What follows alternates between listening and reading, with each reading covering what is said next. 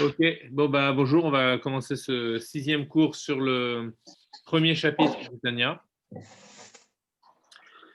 Donc pour mémoire, alors d'abord, est-ce qu'il y avait des questions par rapport au cours de la dernière fois?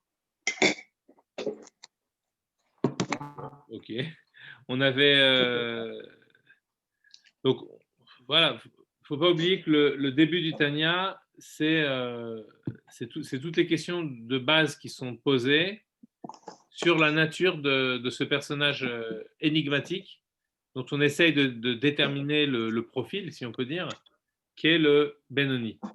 Le Claude Morazaken pose un certain nombre de questions à partir de textes qu'il met en confrontation pour essayer de trouver de quoi est constituée, si on peut dire, cette catégorie particulière du Benoni. Bon, alors, on s'était arrêté sur l'anecdote de Rabat qui avait dit de lui-même Kegon Ana Benoni. Il dit, moi, par exemple, je suis un Benoni. Et donc, à partir de là, on s'est dit, bah, c'est évident que à partir de ce que dit Rabat, on peut pas qualifier le Benoni d'un personnage. Donc, Benoni, je vous rappelle, la traduction, c'est celui qui est Ben. Ben, ça veut dire entre. Donc, celui qui est entre deux, qui est entre l'être méchant et l'être juste. Il est entre deux. Alors, si lui-même dit qu'il est Benoni, ça veut dire que le Benoni, en tant que entre deux, on ne peut pas dire qu'il est moitié rachat, pour moitié mauvais et pour moitié bon. Ah ben non. D'accord? Parce qu'on ne peut pas imaginer que Rabat aurait fait toute sa vie pour moitié des choses mauvaises. Et c'est là qu'on avait développé justement à partir de la Gemara qui disait que euh, sa bouche n'arrêtait jamais de prononcer des paroles de Torah, au point que l'ange de la mort n'a pas pu avoir d'emprise sur lui. Et en fait, la Torah, c'est la vie, c'est la connexion avec la vie. Donc, quelqu'un qui est en connexion permanente avec la vie, il ne peut pas laisser la mort sans parler de lui. Alors là, on parle de l'ange de la mort, mais c'est la mort d'une façon générale, c'est la faute, c'est la Avera. D'accord? Parce que c'est quoi la Avera en fait? C'est se déconnecter de la source de vie. Faut toujours, je rappelle hein, les fondamentaux, il faut toujours garder présent à l'esprit que euh, le juif, si vous voulez, c'est celui qui a l'intuition qu'il y a quelque chose qui existe par-delà l'existence. Et ce quelque chose-là n'est pas définissable, il n'a pas de la matière, il n'est pas fait de matière, il n'a pas de forme. Et c'est à ça qu'il reste attaché. Donc c'est l'existence qui existe par-delà l'existence. C'est là que se trouve la source de vie. Elle nous vient d'ailleurs. Donc, quand je suis connecté à ça, c'est le terme, vraiment c'est une connexion, quand je suis connecté à ça, alors je suis dans la vie. Quand je suis déconnecté de cela, alors je suis dans la mort. Donc, le système de Torah et Mitzvot, c'est quoi dans cette relation? C'est quoi? Qu'est-ce qui nous dit le système de Torah et Mitzvot? C'est la règle du jeu, si on peut dire. C'est-à-dire c'est le moyen d'amplifier cette connexion, de l'intérioriser. Ça, c'est pour les mitzvot positives. Et c'est en même temps le moyen de ne pas s'en écarter pour les mitzvot négatives. Et c'est ça qu'on appelle le mal. Mais c'est pas quelque chose. c'est pas quelque chose, je le répète encore, mais c'est pas quelque chose qui est de l'ordre simplement d'une simple morale humaine. Ça veut dire, voilà, c'est pas humain de faire ça, c'est pas humain de tuer, etc., de voler. Bien sûr que ça existe aussi. Mais là, quand on réfléchit enfin, quand on essaie de réfléchir comme on le fait maintenant, on essaie d'aller chercher les choses à leur racine première.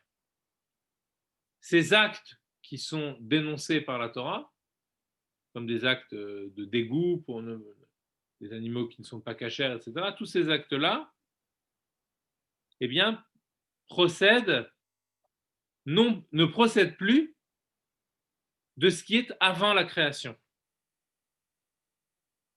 Donc, du coup, on s'enfonce dans la création et donc on s'y noie. Et là, on a la dimension de la mort. Donc, quelqu'un qui est en permanence connecté à ça, il ne peut pas fauter. Donc, quand Rabat dit qu'il est Benoni, ben, déjà, un point, hein, c'est que dans la définition du Benoni, on sera obligé de dire que le Benoni, c'est quelqu'un qui ne faute pas. Et c'est ce qu'on verra par la suite dans le Tanya. D'accord? Alors, donc je reprends en bas de la page He, Ve'od. Donc c'est un deuxième argument pour, donc pour réfuter l'idée que le Benoni serait Merza al Merza, serait moitié-moitié. D'accord? Ve'od share besha sheose avonot nikra rasha gamour. Si on dit que le Benoni, il a pour moitié des méfaits, pour moitié des bienfaits, alors ça voudrait dire qu'il a commis des choses qui sont mauvaises dans le sens où on l'a expliqué tout à l'heure. Or, à partir du moment où quelqu'un fait une avéra, il est appelé Racha Gamour, un méchant complet. Crochet, Veim acharkach asad tshuva nikra tzadik gamour. Si ensuite il s'est repenti, il a fait tshuva, donc il est revenu à sa source première, alors il est appelé tzadik gamour, un tzadik parfait. Donc c'est évident que Benoni, ça ne peut pas être moitié-moitié. Filou a ouvert al Issour Kal chez le livret Sofrim, c'est la première thèse en fait, quand on dit moitié-moitié, c'est la thèse la plus vraisemblable. Quand on dit quelqu'un, oui, lui c'est moitié-moitié, donc lui il est Benoni. Qu'est-ce que ça peut vouloir dire? Il est moyen. Ça veut dire des fois c'est bien, des fois c'est pas bien. Donc cette thèse-là, c'est la thèse qui paraîtrait la plus évidente. C'est pour ça que le Morazaken s'attache méticuleusement à la réfuter pour bien montrer que ce n'est pas ça, avant de dire ce que c'est. Alors, il nous dit, alors là, il fait tout un raisonnement. Bon, Philo a ouvert à l'Issourkal chez le livret Sofrim. Alors, par exemple, il y a différentes catégories d'interdiction. Il y a les catégories qui sont vraiment très fortes. La catégorie qui est très forte, c'est ce qu'on appelle les mitzvot deoraita, les mitzvot ou les averot deoraita. D'accord? C'est quand c'est la Torah elle-même qui nous interdit de faire la chose. Quand on est la Torah elle-même, c'est par opposition aux décisions des chachamim. D'accord? Donc on a tendance à dire que quand c'est la Torah elle-même qui est interdite, c'est beaucoup plus fort que quand ce sont les chachamim. Or, on va voir ici que même pour une interdiction légère des chachamim, eh bien, on est appelé racha. Va filer over à l'issour kal shel livret sofrim, mikre racha, kedeita beperek bed et bamot, ou beperek amadenida, va filou mishiesh beadolim chod velo micha, mikra racha. On voit par exemple dans une Gemara, le 6e chapitre du traité Shavuot, qui dit que si par exemple on avait la possibilité de faire une remontrance à quelqu'un, alors, et qu'on ne l'a pas fait, eh bien, on est aussi appelé rachat. Qu'est-ce que ça veut dire faire une remontrance? Faire une remontrance, ça veut dire empêcher quelqu'un de faire une avéra. Il y a une responsabilité collective dans le Ham Israël. C'est pas simplement quelque chose de personnel, mais depuis que les Béné Israël sont devenus une famille avec Yaakov et Yosef qui a su réunir ses frères, et ensuite en Égypte qui sont devenus un peuple, on est passé d'une vie singulière, d'une relation singulière au divin, qui reste, bien entendu, puisque chacun a une relation personnelle et privilégiée avec Dieu, à une relation aussi collective. C'est-à-dire que l'Esprit divin est présent dans l'ensemble du peuple, et l'ensemble du peuple a la responsabilité de maintenir cette présence. Or, si quelqu'un fait une avéra, eh bien, il entraîne le retrait de cette présence. Donc, moi, en tant que frère de Sinaï, frère du Sinaï, depuis Matan Torah, on ne l'a pas dit, mais c'est aussi Matan Torah qui fait que nous devenons le peuple de Dieu. Donc, à partir de ce moment-là, on a une responsabilité collective. Donc, la Torah m'enjoint de faire ce qu'on appelle la réprimande, c'est-à-dire d'essayer d'empêcher la personne de faire la vera, ou s'il l'a faite, de le remettre sur le chemin. Alors, il y a des conditions, effectivement, pour que, dans quelles conditions tout cela s'applique. D'accord? Mais il n'empêche que, on voit ici que celui qui n'a pas fait cette chose-là, qui n'a pas fait la réprimande, lui aussi est appelé rachat. Alors, ce qui est intéressant dans cette remarque, c'est qu'ici, il ne s'agit pas d'une avéra que je fais moi-même. Il s'agit d'une avéra que l'autre fait. Et moi, je ne fais rien pour empêcher cette avéra. Vous voyez, donc c'est déjà un degré extérieur à moi. C'est plus simplement moi. Alors, même pour ça, on rentre dans la catégorie de rachat. Si on ne fait rien pour que les choses changent, on rentre dans la catégorie de rachat. Alors qu'on n'a rien fait, à titre personnel. Donc là,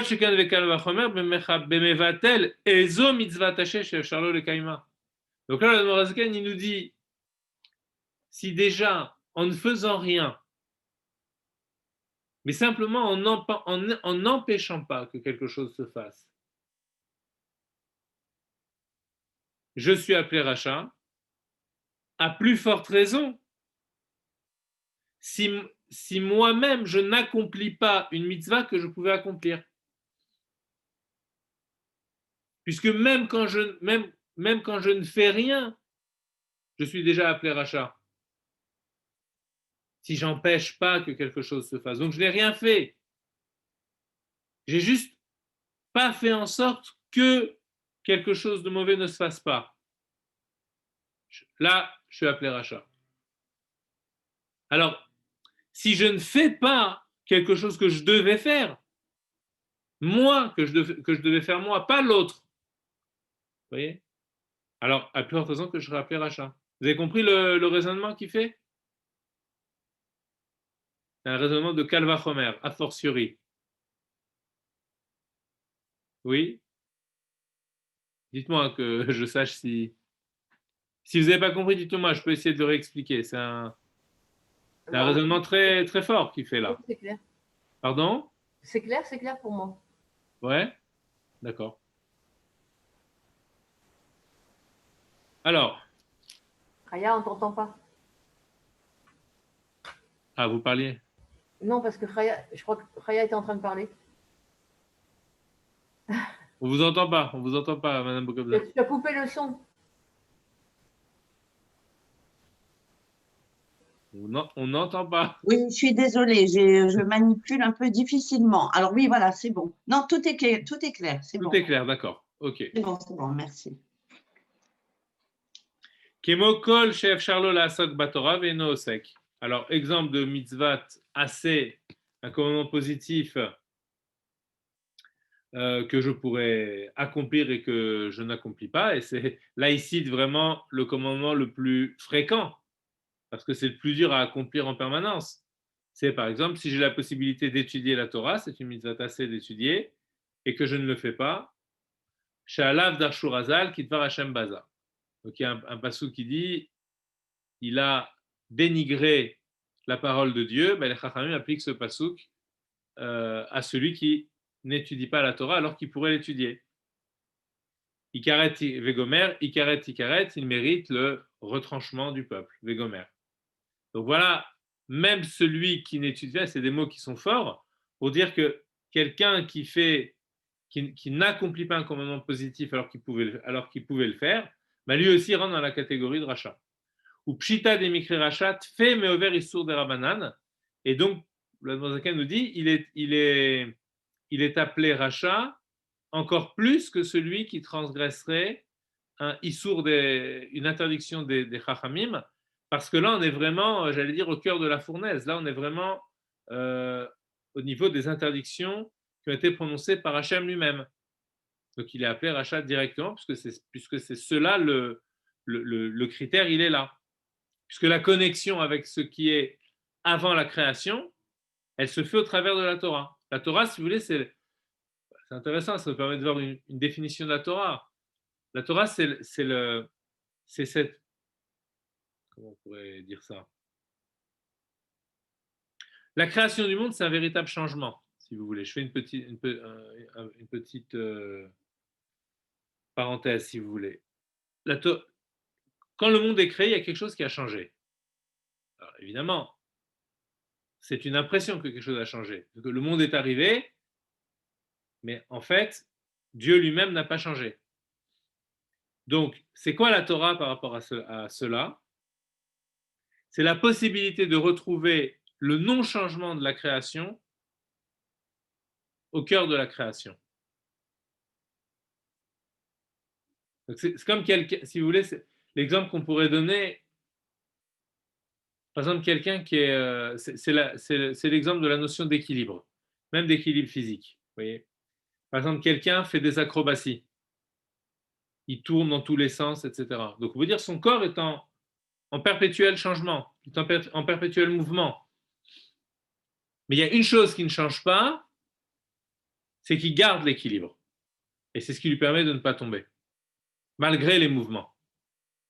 Donc l'équilibre, c'est le non-changement au cœur du changement.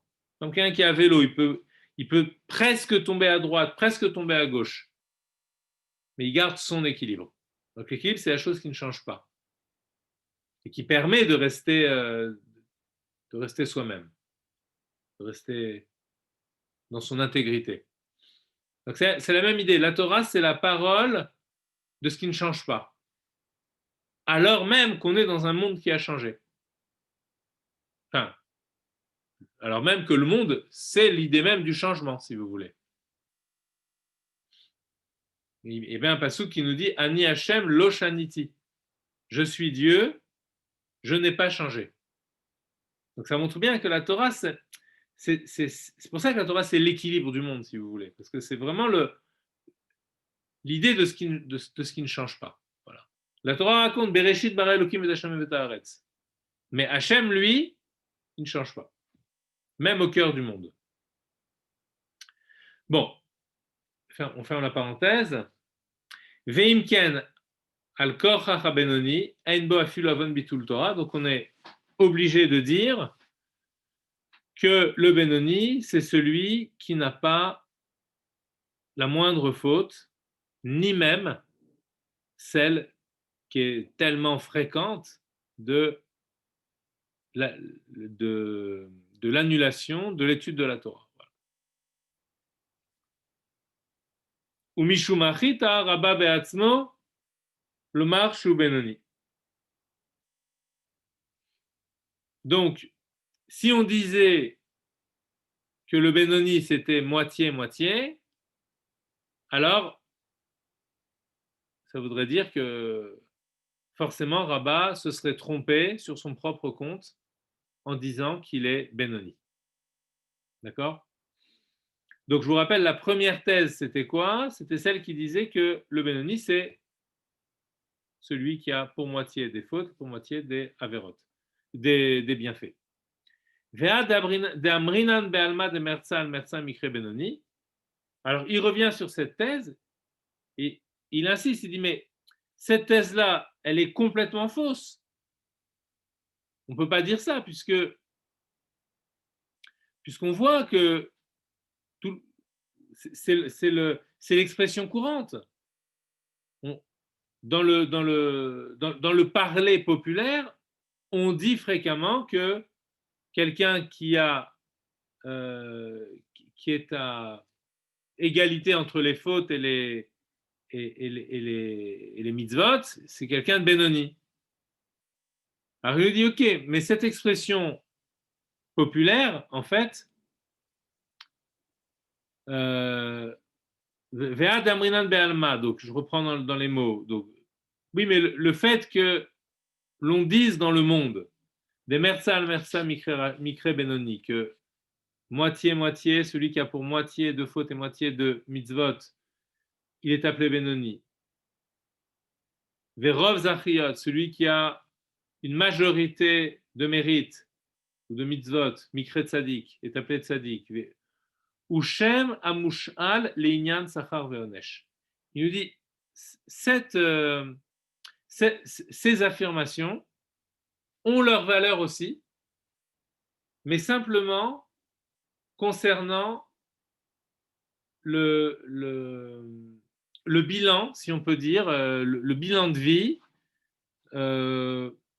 qui va introduire à la récompense ou à la punition relativement à ce qu'on a fait. C'est-à-dire quand on va réfléchir sur les conséquences de nos actes. Alors effectivement, là, il peut y avoir une sorte de calcul divin par rapport à chaque individu et de dire, bon, il a fait des choses mauvaises, il a fait des choses bonnes. Finalement, quand on met sur la balance, quel va être son jugement? Comment va-t-on le juger? Quel verdict va-t-on lui attribuer, quoi.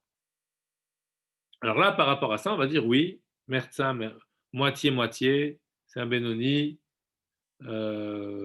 plus de mitzvot, c'est un tzaddik, etc. Donc c'est ce qu'il appelle un Shem HaMush'al, c'est-à-dire un terme, une homonymie, si vous voulez, c'est un terme emprunté. D'accord? On utilise le même terme, mais pour autre chose. Les fiches Nidon Acharubo, parce qu'on est jugé, en ce qui concerne le jugement, on est jugé par rapport à la majorité de nos actes. Ou Mikre Tzadik Bedino, et donc dans le jugement, on sera appelé Tzadik. Machar Shezoche Badin, parce qu'on sort méritant. Avaleinyana Mitat, Shem HaToar Ve'Hama'ala, Shem Ma'alat U'Madregot, Chalukot, Tzadikim U'Benonim Amourazal, Tzadikim Yetzartov Shoftan. Mais si on cherche à le faire comme nous on le fait ici, à définir le véritable sens du terme Benoni, le Shem Toar, c'est-à-dire ce qu'il décrit véritablement. Quelle est sa ma'ala, quelle est sa grandeur? Quand on cherche à comprendre quels sont les différents degrés de tzadikim et de Benonim. Alors, à ce propos, il faut revenir à la définition qu'on avait au départ. Tzadikim, Yetzer Tov Shoftan. Pour le tzadik, c'est le Yetzer Tov qui est juge et maître des actions. Sheneemar, Velibi Halal Bekirbi. Comme il est dit, à propos de David Ameler qui témoigne sur lui-même, mon cœur est un espace en moi.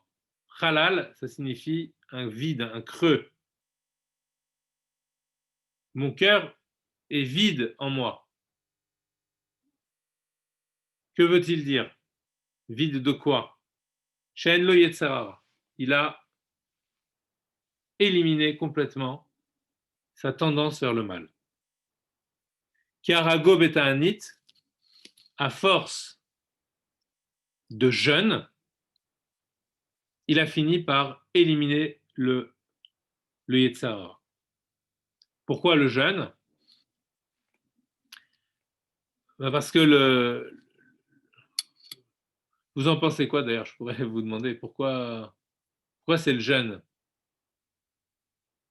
D'ailleurs, on voit souvent dans la Torah qu'il faut jeûner. On verra dans Igeret HaTshuva, il parle beaucoup de jeûne. La Il dit, déconnexion il dit de. qu'on peut le remplacer par la tzedaka, mais il y a aussi cette idée de jeûne. Oui, vous dites? Non, je voyais comme ça la déconnexion avec l'aspect physique et matériel de la vie. Alors, oui, complètement, mais il y a quelque chose de particulier dans l'alimentation, Hein. c'est que l'alimentation, quelque part, il y a quelque chose de très animal. On est ce qu'on mange. Oui, on est ce qu'on mange, mais il y a aussi l'idée que que l'alimentation réveille les pulsions. C'est-à-dire quand on voit quelque chose, on a spontanément envie de le manger. Donc, Yetzer, si vous voulez, c'est le Yetzer Hara, ce qu'on appelle Yetzer Hara. On le traduit souvent dans le langage d'aujourd'hui, on se sert un peu des termes de la psychanalyse, mais on le traduit souvent par pulsion. Alors, ce n'est pas forcément la pulsion dans le sens même dans le sens même de la psychanalyse, mais ça veut dire pulsion dans quelque chose dans le sens de quelque chose qui me pousse. Il y a un stimuli extérieur qui réveille en moi un désir spontané, et ce désir spontané a une tendance à vouloir passer à l'acte de façon immédiate. Du désir à l'acte. Or, précisément, le jeûne intervient dans dans cette spontanéité. C'est-à-dire, c'est comme si le jeûne casse cette spontanéité. J'ai soif, je ne peux pas boire. J'ai faim, je ne peux pas manger. Et à force, j'allais dire, d'affamer, non pas le corps, parce que après le jeûne, il va manger, mais si vous voulez, à force d'affamer la pulsion, elle finit par mourir. C'est exactement le contraire de ce que disent maintenant les psychanalystes. Ils disent qu'il faut justement aller vers assouvir. Il faut assouvir tous les besoins. C'est exactement c'est ça. C'est le. Bon, peut-être que Freud n'imaginait pas ça comme ça, mais au départ. Mais en tout cas, il parlait d'un principe de plaisir. Principe de réalité est contraire principe de plaisir. Et est-ce que, je ne sais pas comment on est arrivé au fait que, voilà, ce qui se passe maintenant, c'est les gens disent, mais non, mais je dois pas réfréner mes désirs, mais au contraire, je dois y aller, je dois aller avec pour pouvoir être dans une forme de bonheur, de satisfaction.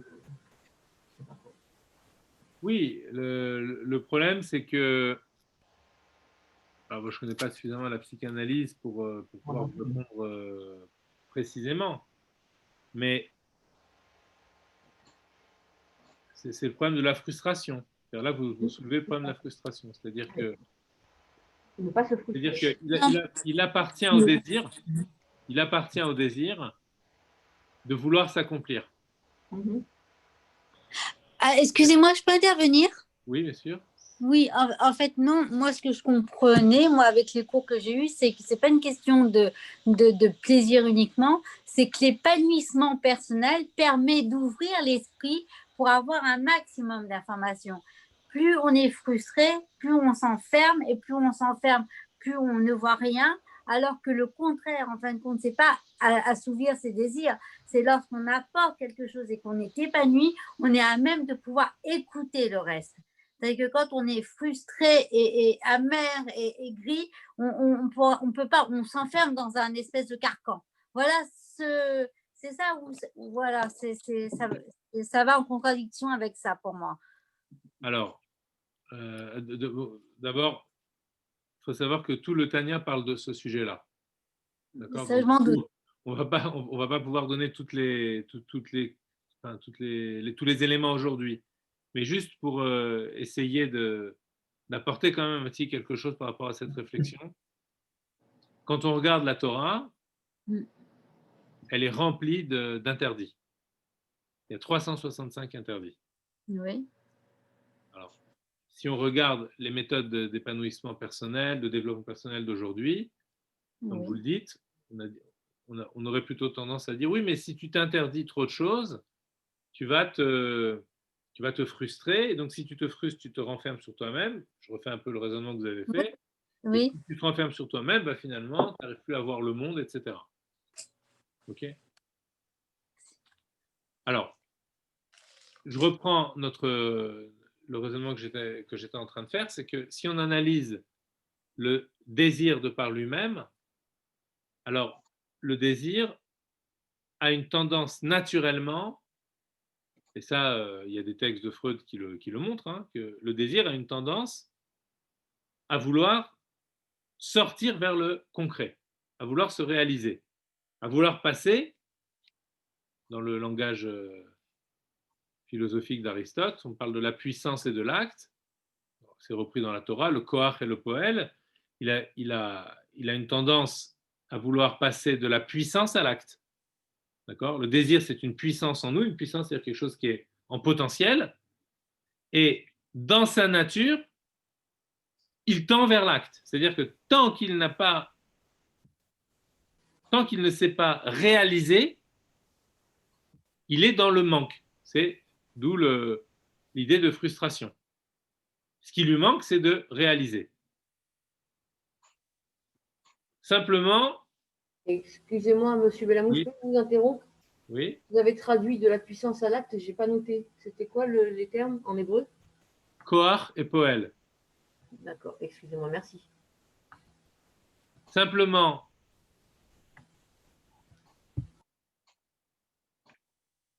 il faut encore se demander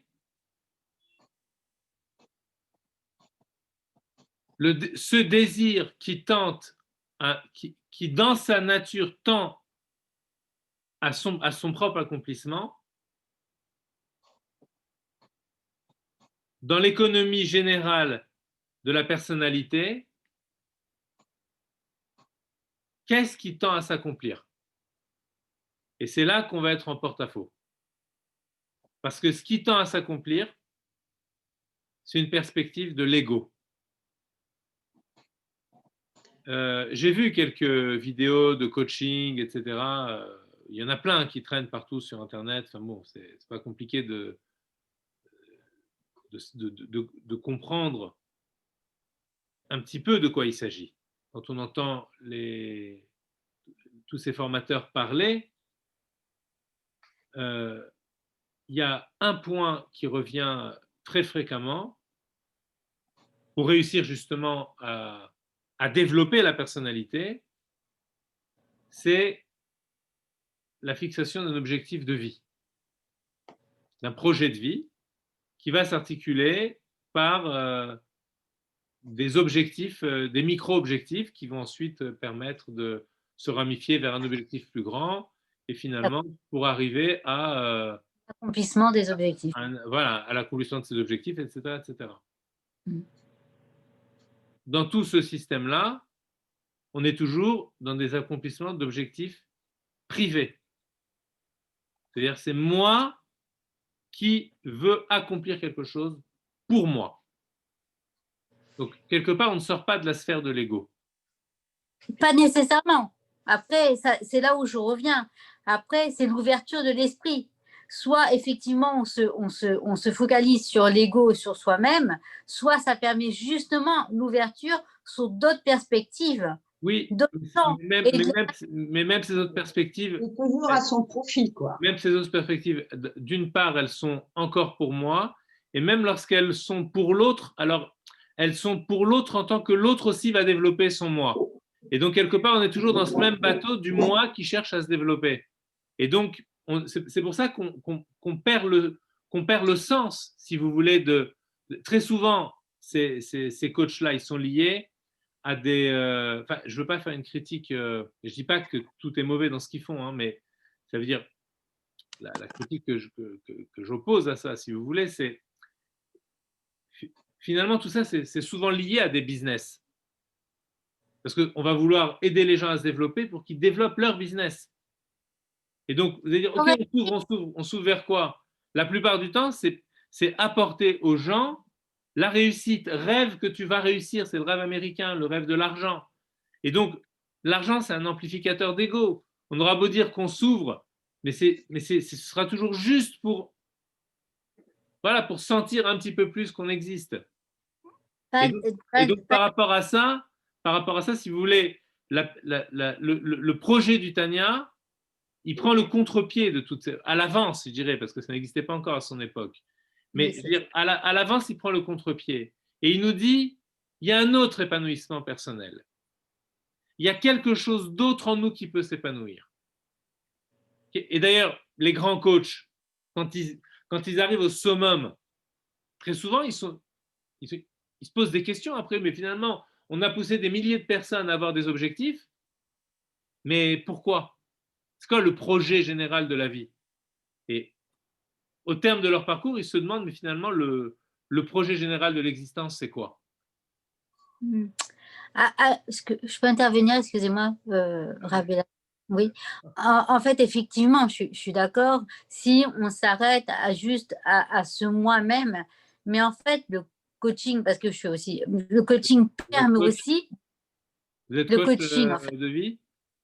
Non, enfin, peu importe, de méthode, etc. Peu importe. Le coach en lui-même permet aussi d'ouvrir son esprit, et c'est là où qui permet justement d'aujourd'hui, ça a été mon cas, qui permet de suivre un cours et d'essayer d'apprendre les choses qui vont m'enrichir du côté spirituel un peu plus, beaucoup plus au fur et à mesure. Donc, en fait, c'est pas antinomique ce que je veux dire par là. C'est pas tout blanc ou tout noir. Je suis d'accord avec vous. Là, je caricature un petit peu, si vous voulez, pour essayer de montrer. De zoomer sur le data. Voilà. Oui, mais ce que je veux dire, c'est que dans ce que vous me dites là, il y a eu une démarche personnelle qui a été suscitée. Et donc, qui a été suscitée par votre apprentissage dans le coaching, etc. D'accord? Donc, c'est-à-dire que, pourquoi? Parce que quand vous êtes dans le coaching, finalement, vous manipulez des ressorts de l'âme humaine. Oui, vous êtes là, vous êtes en train de les manipuler en vous, avec ceux qui sont, je ne parle pas de manipulation au sens négatif du terme, hein, on manipule tout simplement, voilà, on touche à des points, quand on parle des désirs, de projets, etc., on touche tout de suite à quelque chose qui est très intérieur, qui est de l'ordre de l'intime, et qu'on essaye de susciter. Lorsque vous éveillez ces choses en vous, vous vous rendez compte que c'est comme une poupée russe. Oui. C'est-à-dire que, mais là, mon coach, il m'a parlé de désir, de projet, je commence à avoir l'esprit qui s'ouvre. Mais finalement, le sens de la vie, c'est quoi? C'est-à-dire qu'à un moment, vous posez cette question-là. Oui. Donc, si je veux trouver le côté positif, c'est-à-dire que dans chaque chose, il y a à prendre et à rejeter. C'est-à-dire que c'est ce qu'on appelle le birour. Oui, c'est vrai. Évidemment, moi, je suis convaincu que ces gens-là, j'en ai entendu parler, il y en a un, bon, enfin bref, je ne connais pas personnellement, mais j'ai suffisamment entendu sur Internet une personne, j'ai écouté plusieurs, qui est très connue et qui d'ailleurs fait tchouva actuellement. Enfin bon. Mais on sent bien, c'est ce que je disais tout à l'heure, que quand on commence à réfléchir à ces notions, on sent qu'il y a quelque chose de... J'allais dire, il y a quelque chose qui est un petit peu du gagne petit. C'est-à-dire quoi? Tout ça, pourquoi? Pour le veau d'or. Vous comprenez? Là, je suis un peu dur. Tout ça, pourquoi? Pour pousser les gens à s'épanouir. Pourquoi? Pour gagner plus. Pourquoi? Pour gagner. À un moment donné, il se pose la question, il dit, mais c'est pas ça le but de la vie. La vie, c'est pas gagner de l'argent. Non. Mais au départ, c'est ça. On fait miroiter aux gens qu'ils vont réussir, ils ont besoin de se développer, etc., pour pouvoir gagner beaucoup et gagner beaucoup. Voilà. Excusez-moi, là, on ne fait pas miroiter ça. On fait miroiter aux gens d'être bien avec soi-même pour pouvoir s'ouvrir. On ne fait pas miroiter le gain d'argent uniquement. Enfin, c'est un panneau. Non, mais c'est un des panneaux. Ce que je veux dire par là, c'est vrai qu'on peut coacher pour gagner plus, avoir plus d'argent et l'épanouissement peut carrément le vaudoriser, on va dire ça comme ça. Mais pas ça. Non, c'est pas ça. Néologisme. Oui, mais en fait, quand on coach, l'idée, c'est l'épanouissement personnel, c'est rentrer dans l'intime et finalement réveiller dans l'être intime de l'être ce que veut vraiment cette personne-là. Non, alors ça peut être l'argent, parce que bon, il y a pas, après il faut contrer, il faut voir, mais ça peut être aussi s'ouvrir vers une autre, bon, pour ma part, c'est spiritualité. Ou donner, être un peu plus de recette. Enfin bref, ça peut ouvrir plein de choses. J'entends, mais ça veut Donc, dire, en venant, Madame voilà. Sidon, en venant à un cours comme celui-là, Oui, je suppose que vous ressentez qu'il y a un modèle qui a des points communs oui, bien sûr. avec celui que vous avez étudié, Oui, c'est vrai. mais en même temps, c'est un modèle qui est beaucoup plus large. C'est-à-dire qu'ici, vous allez voir tout de suite, dès qu'on va démarrer le deuxième chapitre, vous allez voir tout de suite la différence de modèle. Dans le modèle standard, il y a une âme. Une âme. Et donc cette âme-là, il nous appartient de l'épanouir. Dans le modèle de la Kabbalah, qui est repris par le Admor HaZaken dans la Chassidut Chabad, et dans toutes les autres Chassidut aussi d'ailleurs, mais dans la Chassidut Chabad, c'est vraiment bien développé, on va avoir deux âmes. Et qui dit deux âmes, dit deux systèmes. D'accord. Ils sont ensemble. D'accord. Et qui travaillent non pas l'un avec l'autre, mais l'un contre l'autre. C'est Yetzer Hara, Yetzer Tov. Ce qu'on va appeler l'âme divine et l'âme animale. Mais en fait, l'âme, c'est quoi? J'allais dire, ces âmes-là sont les âmes de quoi? Sont les âmes de quoi?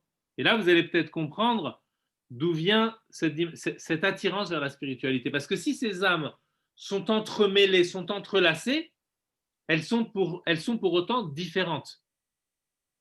L'une est l'âme de l'avant de la création, ce qui va appeler dans le deuxième chapitre tout de suite, mais on fait une petite anticipation, c'est pas grave, Chelek Eloka Mimal Mamash, une parcelle, un morceau, Chelek, c'est un morceau divin. Divin, ouais. Oui.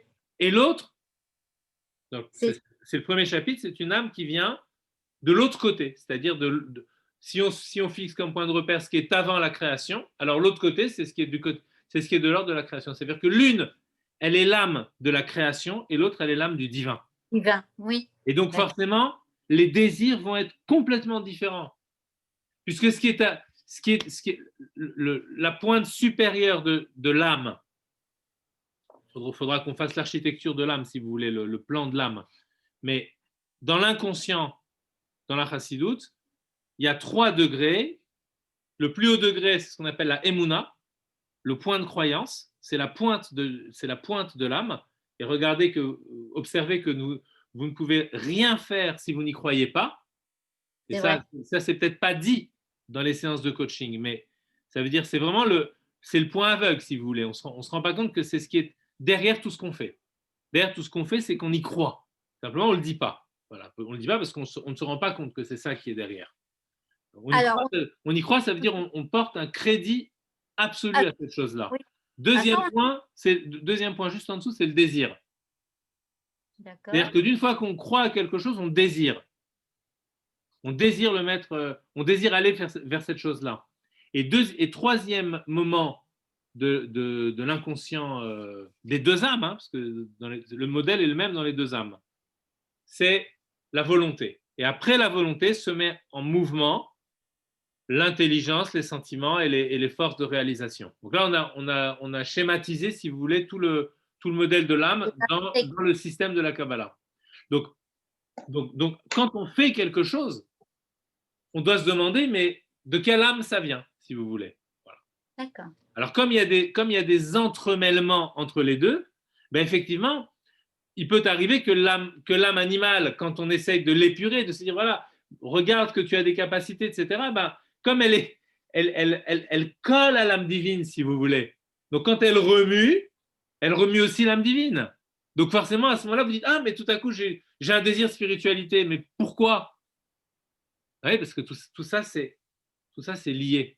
Donc, alors, je ne veux pas vous donner de conseils, mais c'est toujours une difficulté lorsqu'on étudie quelque chose, lorsqu'on a été profondément dans un certain type d'étude et qu'on a vu, on s'est imprégné d'un certain modèle, c'est toujours difficile d'entendre un autre modèle après à côté.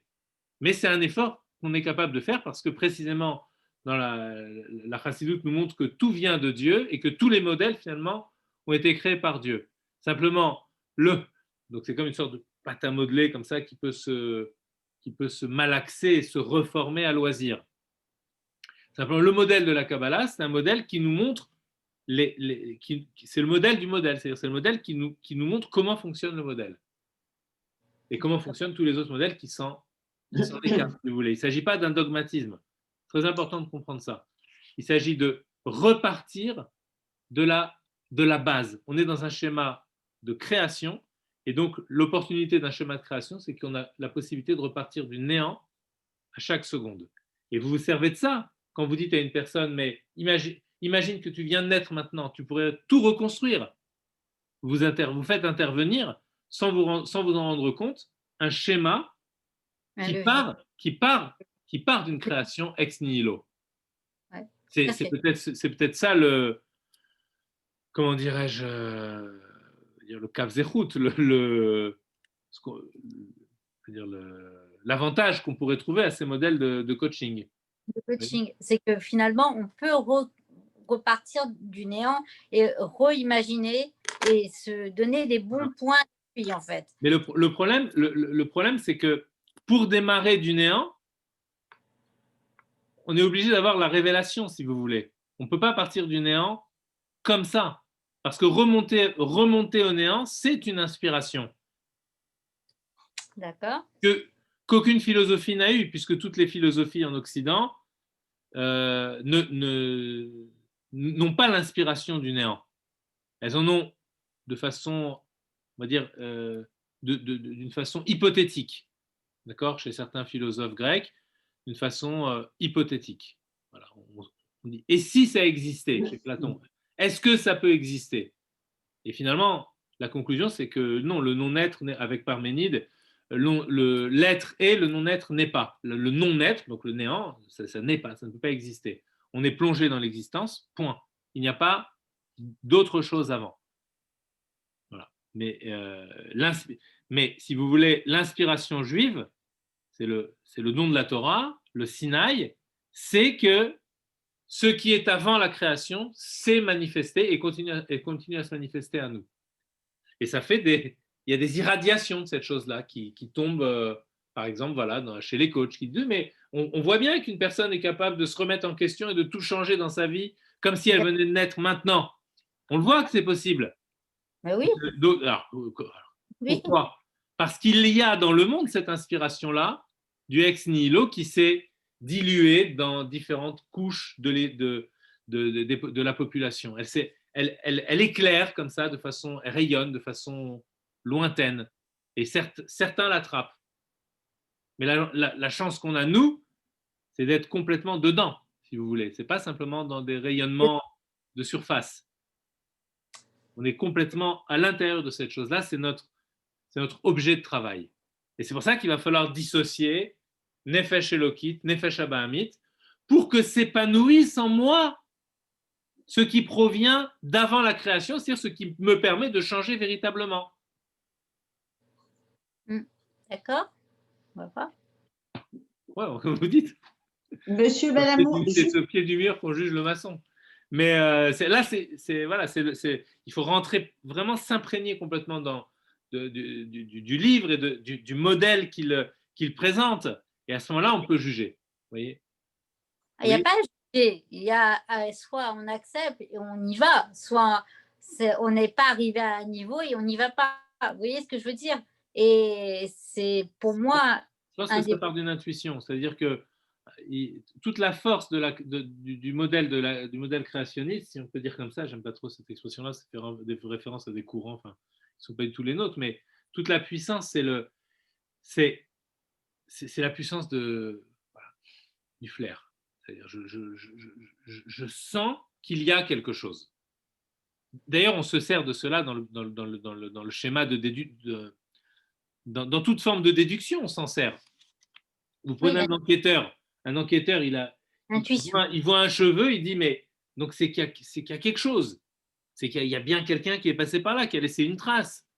Donc il sent, il sent que derrière ce qui existe, il y a autre chose, une histoire qui permet d'expliquer pourquoi on en est là aujourd'hui.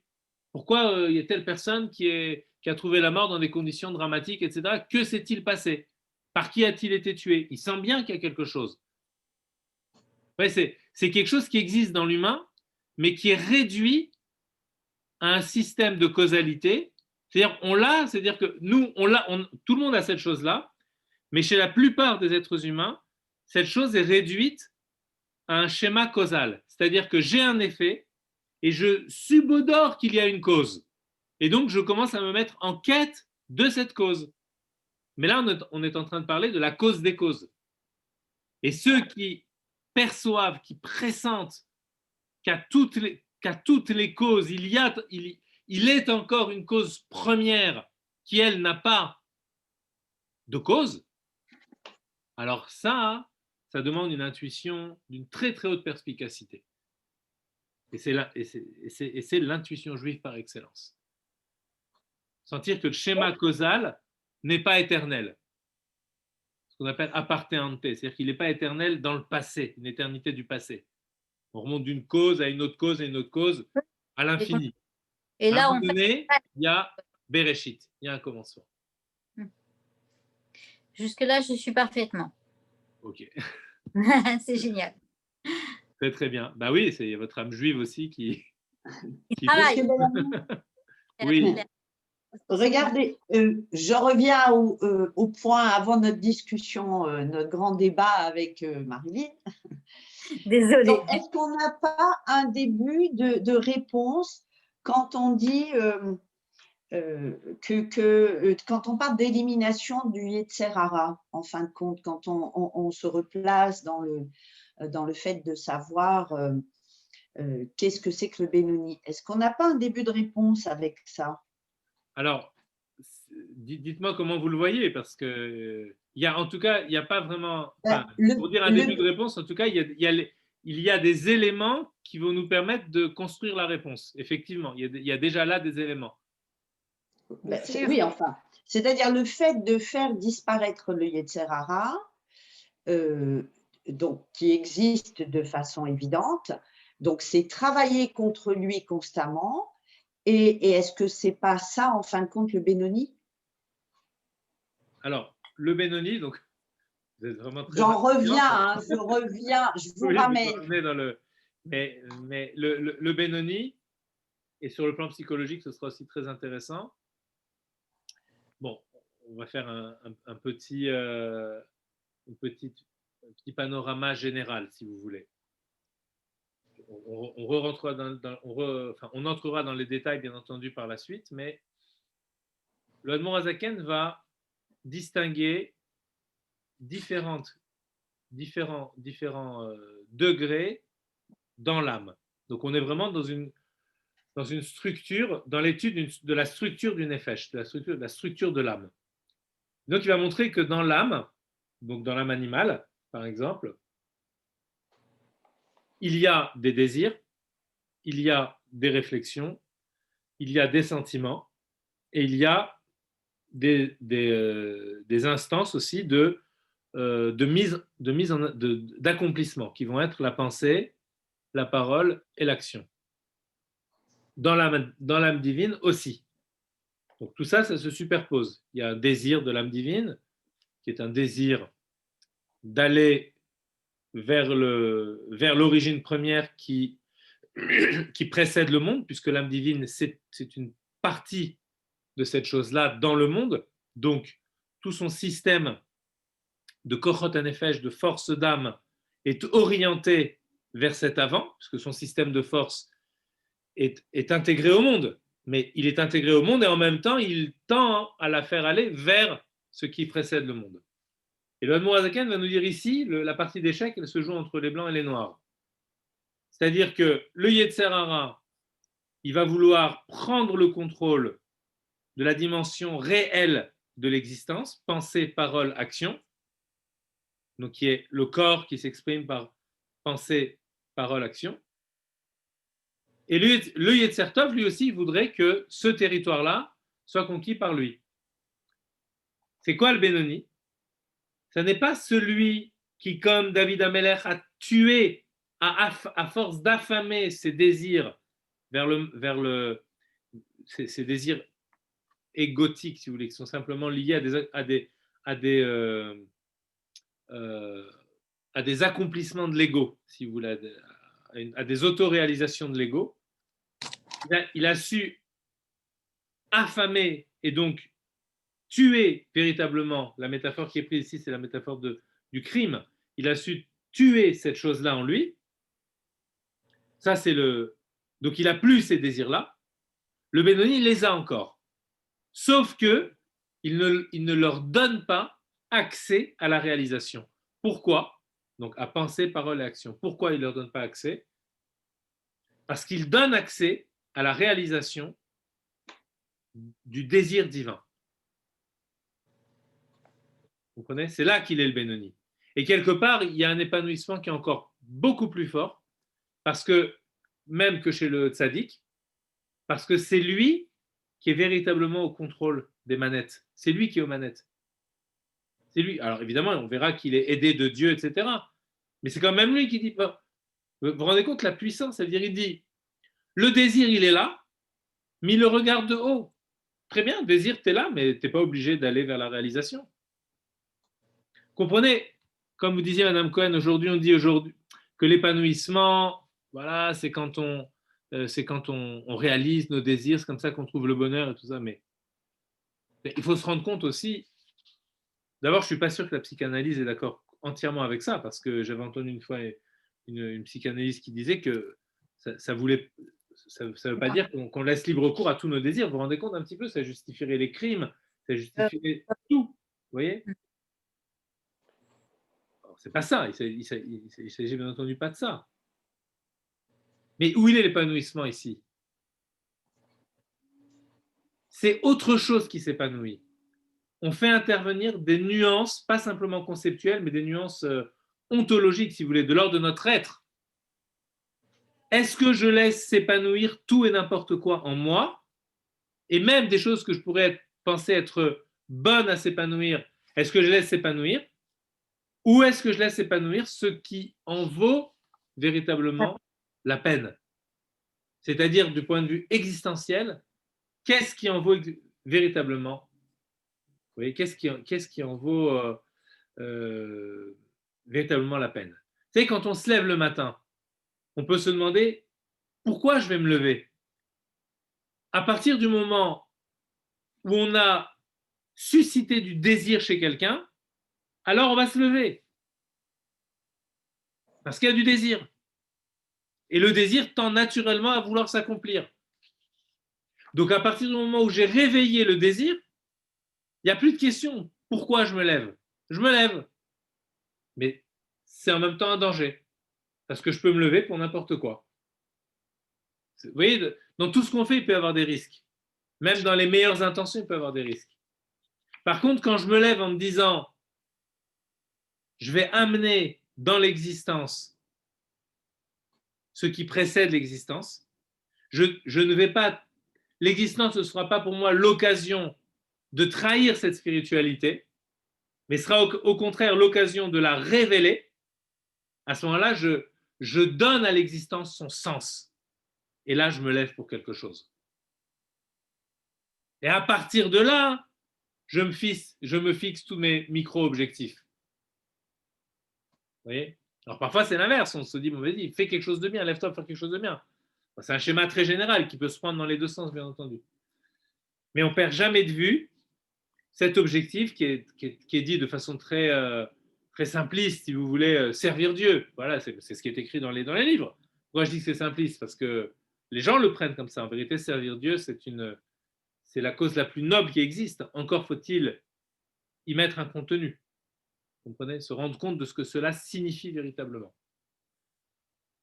Voilà. Bon, donc pour le Benoni, on a donné déjà une certaine réponse. Et on a essayé en même temps de montrer en quoi ça n'est pas une frustration. Je le redis de façon encore très simple. Il y a frustration lorsque le désir ne s'accomplit pas. Ok? Si je montre à ma propre personne que ces désirs, si je montre à mes désirs qui sont des désirs égotiques, d'accord, qui sont liés à mon ego, que ces désirs-là ne sont que des ramifications lointaines et difformes du désir premier, à ce moment-là, le désir même de l'âme animale va être de s'élever vers un désir plus haut. Et donc, la non-accomplissement d'un désir devient à un étage supérieur l'accomplissement d'un désir beaucoup plus noble et beaucoup plus et suprême. Quand vous voyez des gens qui sont épanouis dans la Torah, vous ne sentez pas qu'ils sont dans la frustration. Alors, évidemment, c'est une lutte permanente. Donc, ça veut dire qu'on peut avoir ces idées-là de façon, comment dirais-je, claire mentalement au niveau du schéma et être en cours de route pour les mettre en acte à l'intérieur de nous-mêmes. On n'est pas parfait. D'accord? Bon, mais quelqu'un qui serait abouti, un Benoni serait quelqu'un, un Benoni accompli, serait quelqu'un d'heureux. Voilà, véritablement heureux. Ce n'est pas quelqu'un de frustré. Malgré le fait qu'il s'empêche de faire ceci et de faire cela. Je vais donner un exemple. On a pris la métaphore du jeu d'échecs tout à l'heure. Tout le plaisir des joueurs, c'est de jouer dans certaines règles. Ah, j'aimerais bien là bouger mon cavalier. Si mon cavalier pouvait aller à telle place maintenant, ben, je gagnerais la partie. Oui, mais ton cavalier ne peut pas parce que ce n'est pas les règles du jeu. Mais je suis frustré, maintenant j'aurais voulu aller à telle case. Je ne peux pas y aller. Après, ce n'est pas une frustration. Parce qu'en n'allant pas dans telle case, je peux faire d'autres combinaisons. Qui sont les combinaisons qui sont la vraie règle du jeu. Et à ce moment-là, je joue dans les règles de l'art et le plaisir, il est là. Ouais, c'est une métaphore qui vaut ce qu'elle vaut. Et c'est pour dire que c'est trop simple de dire oui, on a une frustration, donc on n'est pas épanoui. C'est trop simple de parler comme ça, si vous voulez. Je suis d'accord que c'est difficile de ne pas accomplir ses désirs. C'est très difficile et on peut en sentir une très grande souffrance. Quelqu'un qui est très gourmand, qui passe devant une boulangerie et qui a des gâteaux, etc., qui se dit non, ben, finalement, pourquoi je veux le manger juste par rapport à... Vous voyez, il n'y a rien dans le service divin, juste ça, manger pour manger. Bon, alors il va se retenir. Il est frustré. Mais d'un autre côté, il a gagné quelque chose. C'est que quand il va manger le gâteau, il va le manger parce qu'il va essayer d'y puiser une énergie, pouvoir mieux se donner à l'étude de la Torah et mieux prier et mieux faire. Voilà, donc il va être dans un autre contact à la nourriture, si vous voulez. Et c'est un autre type de contact après. C'est un contact beaucoup plus, j'allais dire, sans que ça prête à confusion, mais beaucoup plus énergétique, si vous voulez. Et il va chercher l'énergie divine qui est dans la nourriture pour pouvoir l'exploiter dans une perspective divine qui rejoint qui est celle de donner un sens à l'existence du monde. Un sens dans le sens de direction et dans le sens de compréhension de la raison d'être du monde, si on peut dire, qui procède d'un désir. Voilà. Je ne vais pas rentrer trop dans les détails, parce que en fait, vous avez compris que chaque point, en fait, c'est à chaque fois il y a énormément de choses à chaque chose, mais tout, voilà. Là, j'ai essayé de donner une vision générale. Voilà. Si on peut dire un peu du livre. Merci, super. Bon, merci. Voilà. Écoutez, avec plaisir, on se voit Bezrat Hashem la semaine prochaine. Ah non, pas Non. pour moi. Je suis, Ah, je suis au tribunal. ah, bon, ok, d'accord. Ben, Ouais, écoutez, vous aurez l'enregistrement. Voilà, Ouais. on fait l'enregistrement toutes les semaines, donc voilà. Merci Exact. beaucoup. Bah, Chapeau, merci. ça va tout le monde. Merci bien. Ok, Allez, allez, bonne journée. Au revoir. bonne semaine, au revoir. Au revoir. Merci.